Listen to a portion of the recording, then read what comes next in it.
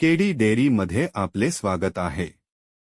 या व्हिडिओमध्ये आम्ही तुम्हाला कस्टमरची बिले कशी मॅनेज करायची ते टप्प्याटप्प्याने दाखवू।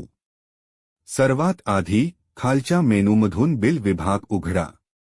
येथे तुम्ही सर्व कस्टमर आणि सप्लायरची बिले एकाच ठिकाणी मॅनेज करू शकता।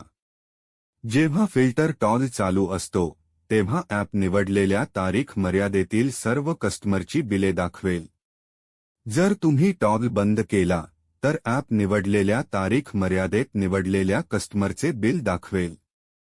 कस्टमर फील्डवर टॅप करा आणि ज्या कस्टमरचे बिल तुम्हाला पाहायचे आहे तो निवडा।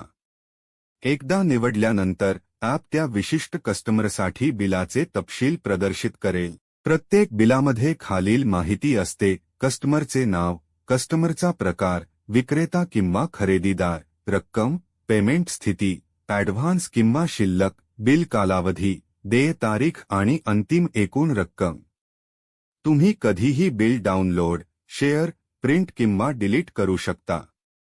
नवीन बिल तयार करण्यासाठी स्क्रीनच्या वरच्या बाजूला न्यू बिल्स बटणावर टॅप करा। आता क्रिएट न्यू बिल स्क्रीन उघडेल। प्रथम ज्या कस्टमरसाठी बिल जनरेट करायचे आहे तो निवडा। कस्टमर फील्डवर टॅप करा आणि यादीतून कस्टमर निवडा। त्यानंतर बिल जनरेट करायचे आहे तो बिलिंग कालावधी निवडा। जर मिल्क एंट्री उपलब्ध असतील तर ॲप आपोआप तारीख, दुधाचे प्रमाण, दर आणि एकूण रक्कम तपशिलात प्रदर्शित करते।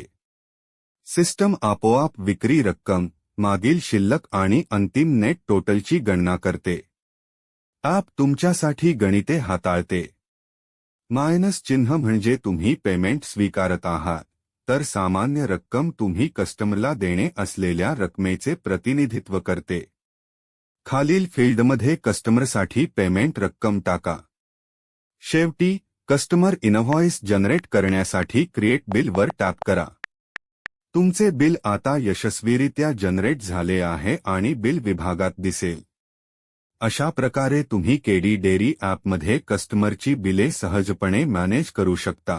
आमचे ॲप वापरल्याबद्दल धन्यवाद।